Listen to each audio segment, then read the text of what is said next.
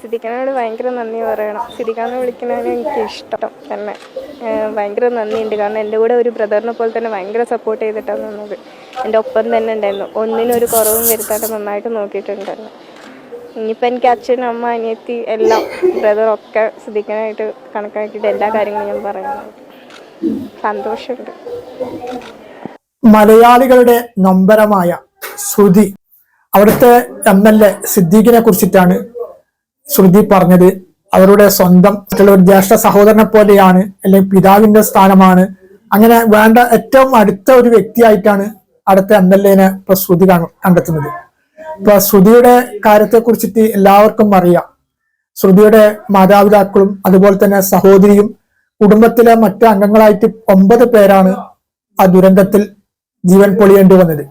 പിന്നീട് ശ്രുതിയെ ഏറെ സ്നേഹിക്കുകയും ശ്രുതിക്ക് ഒരു താങ്ങും തണലായി നിന്ന ജെയിൻസന്റെ അപകട മരണവും, അങ്ങനെയൊക്കെ ഇരിക്കുന്ന സമയത്താണ് ശ്രുതിക്ക് ഒരു ആശ്വാസം എന്ന നിലയിൽ അവിടുത്തെ MLA സിദ്ദീഖ് എന്നിവരുടെ കരുതൽ അത് എത്രത്തോളം ഉണ്ടായി എന്നതാണ് ഇപ്പൊ ശ്രുതി വെളിപ്പെടുത്തുന്നത്.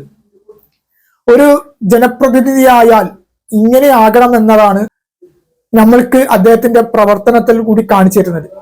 മുണ്ടക്കയിലും ചൂരന്മലയിലും ഉരുൾപൊട്ടലുണ്ടായി നിരവധി പേര് നിലാരംബരായ സമയത്ത് ഒരു ജനപ്രതിനിധി എന്നതിലുപരി ഒരു മനുഷ്യ സ്നേഹി എന്ന രീതിയിലാണ് സിദ്ദീഖിന്റെ പ്രവർത്തനം അവിടെ നമ്മൾ കണ്ടത്. അദ്ദേഹം എല്ലാ സ്ഥലങ്ങളിലും, ദുരിതാശ്വാസ ക്യാമ്പുകളിൽ, ഇതുപോലെയുള്ള എല്ലാ സ്ഥലങ്ങളിലും ഓടിയെത്തി ദുരന്തത്തിന് ഇരയായവർക്ക് ഒരു ആശ്വാസം എന്ന നിലയിൽ അദ്ദേഹം ചെയ്ത സേവനം മാതൃകപരമായിട്ടുള്ള ഒരു പ്രവർത്തനം തന്നെയാണ്. ശ്രുതിയുടെ മനസ്സിൽ ഒരു MLA-വിലുപരി സ്വന്തം ഒരു സഹോദരനെ പോലെയായി കാണണമെങ്കിൽ ശ്രുതിയെ എത്രത്തോളം സിദ്ദീഖിന്റെ പ്രവർത്തനം സ്വാധീനിച്ചിട്ടുണ്ടാകുന്നതാണ്. മുണ്ടക്കയിലും ചുരന്മലയിലും ദുരന്തത്തിന് ഇരയായ ഒട്ടേറെ പേരുണ്ട്. അവർക്കൊക്കെ സർക്കാരും അതുപോലെ തന്നെ മറ്റുള്ള സന്നദ്ധ സംഘടനകളൊക്കെ നിരവധി വാഗ്ദാനങ്ങൾ ചെയ്തിട്ടുണ്ട്. ഇപ്പോഴും അവരൊക്കെ വാടക വീട്ടിലും മറ്റൊക്കെയാണ് കഴിയുന്നത്. സർക്കാരിന് കിട്ടുന്ന സഹായങ്ങളൊന്നും ഇതുവരെ ലഭിച്ചു തുടങ്ങിയിട്ടില്ല. ഉരുൾപൊട്ടിയ സമയത്ത് അവിടെ സർക്കാർ ചെലവാക്കിയ തുകയെ കഴിഞ്ഞ ദിവസം പുറത്തുവിട്ടത് എല്ലാവരും അറിഞ്ഞു കാണും.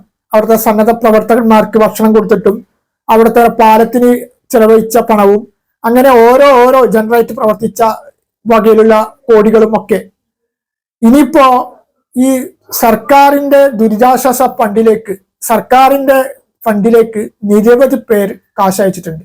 അത് അവിടുത്തെ നിലാരംബരായ ദുരന്തത്തിന് ഇരയായവർക്ക് കൊടുക്കാൻ വേണ്ടിയിട്ടാണ്. 4 വർഷങ്ങൾക്ക് മുമ്പാണ് പൂത്തുമലയിൽ ഉരുൾപൊട്ടി 17ഓളം പേര് മരിക്കുകയും അതുപോലെ തന്നെ നിരവധി പേരുടെ വീടുകൾ നഷ്ടമാക്കുകയും ഒക്കെ ചെയ്തത്. പക്ഷെ ആ നഷ്ടപ്പെട്ടവർക്ക് സർക്കാർ അന്ന് പല വാഗ്ദാനങ്ങൾ നൽകിയിട്ടുണ്ടെങ്കിൽ തന്നെ അത് പിന്നീട് വാക്ക് പാലിച്ചിട്ടില്ല എന്നതാണ്. അവർക്കൊക്കെ കൊടുത്ത വീട് ഉപയോഗശൂന്യമായി ഇപ്പോഴും കിടക്കുകയാണ്. കാരണം എന്ന് വെച്ച് കഴിഞ്ഞാൽ അവിടെ താമസിക്കാൻ പറ്റാത്തൊരു സ്ഥിതിവിശേഷമാണ്. പല വീടുകളും ചോർന്നൊലിക്കുന്ന രീതിയിലാണ്. മുണ്ടക്കയിലും ചൂരന്മലയിലും ഉരുൾപൊട്ടലിന്റെ പശ്ചാത്തലത്തിൽ സർക്കാർ പല വാഗ്ദാനങ്ങളും നൽകിയിരുന്നു. ടൗൺഷിപ്പ് നിർമ്മിക്കും, ദുരന്തത്തിന് ഇരയായവർക്ക് വീട് വെച്ചു കൊടുക്കും, ഇപ്പൊ ശ്രുതിയുടെ അടക്കം ചെലവുകൾ മറ്റും ഒക്കെ സർക്കാർ വഹിക്കും, ശ്രുതിക്ക് സർക്കാർ ജോലി വാഗ്ദാനം നൽകിയിട്ടുണ്ട്. അങ്ങനെ നിരവധി കാര്യങ്ങൾ സർക്കാരിന്റെ ഭാഗത്തു നിന്ന് ഉണ്ടായിട്ടുണ്ട്. പക്ഷെ അതൊക്കെ എത്രത്തോളം യാഥാർത്ഥ്യമാകും എന്നതാണ് നമ്മൾ കണ്ടറിയേണ്ടത്. ഏതായാലും ബഹുമാനപ്പെട്ട MLA അവിടുത്തെ നിലാരംബരായ ചേർത്ത് നിർത്തുന്നതോടൊപ്പം തന്നെ അവർക്ക് നഷ്ടപ്പെട്ടു പോയ അറിയിക്കുന്ന സർക്കാരിന്റെ ഭാഗത്തുനിന്ന് വാഗ്ദാനം ചെയ്ത സഹായങ്ങളും മറ്റും വാങ്ങിച്ചു കൊടുക്കാനും മുൻപന്തിൽ നിൽക്കണമെന്നാണ് ഈ അവസരത്തിൽ വിനീതമായി അപേക്ഷിക്കാനുള്ളത്.